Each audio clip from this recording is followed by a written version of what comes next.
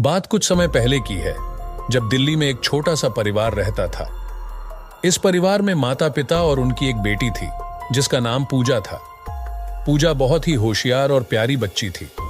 उसकी उम्र 10 साल थी और वह अपनी पढ़ाई में बहुत ही तेज थी। एक दिन पूजा की मां सुनीता को अपने पुराने गांव से एक अजीब सा फोन कॉल आया। फोन कॉल में एक बूढ़ी औरत की आवाज थी, जो कह रही थी कि उनके गांव में एक पुराना मंदिर है जहां पूजा को जरूर आना चाहिए। सुनीता को यह बात अजीब लगी, लेकिन उन्होंने इसे अनदेखा कर दिया। कुछ दिनों बाद पूजा अचानक से बीमार पड़ गई। उसके माता पिता ने उसे डॉक्टर के पास ले जाया, लेकिन कोई भी उसकी बीमारी का कारण नहीं समझ सका। धीरे धीरे पूजा की हालत बिगड़ती चली गई।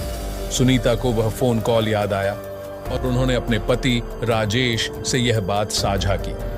राजेश भी अब चिंतित हो गए और उन्होंने तय किया कि उन्हें गांव जाकर मंदिर का पता लगाना चाहिए। गांव पहुंचने पर उन्होंने पाया कि वह मंदिर एक बहुत ही पुराना और वीरान जगह पर था। वहां सिर्फ एक बूढ़ी पुजारी रहती थी। पुजारी ने उन्हें बताया कि इस मंदिर में पूजा करने से उनकी बेटी की बीमारी ठीक हो सकती है। राजेश और सुनीता ने मिलकर मंदिर में पूजा अर्चना की और पुजारी के अनुसार सभी रीति रिवाज निभाए। जब वे घर लौटे तो उन्होंने पाया कि पूजा अब ठीक हो रही है। कुछ ही दिनों में पूजा पूरी तरह स्वस्थ हो गई। यह देखकर सुनीता और राजेश बहुत खुश हुए। उन्होंने सोचा कि अब सब कुछ ठीक है, लेकिन उन्हें नहीं पता था कि असली डर अभी बाकी है। रात में जब सभी सो रहे थे, सुनीता को एक अजीब सी आवाज सुनाई दी।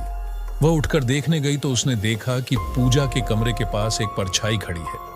सुनीता ने हिम्मत जुटाकर उस परछाई के पास गई, लेकिन वहां कोई नहीं था। अगले दिन पूजा ने बताया कि उसे रात में एक बूढ़ी औरत दिखाई दी थी, जो उसे मंदिर आने के लिए कह रही थी। सुनीता और राजेश अब पूरी तरह से डर गए थे।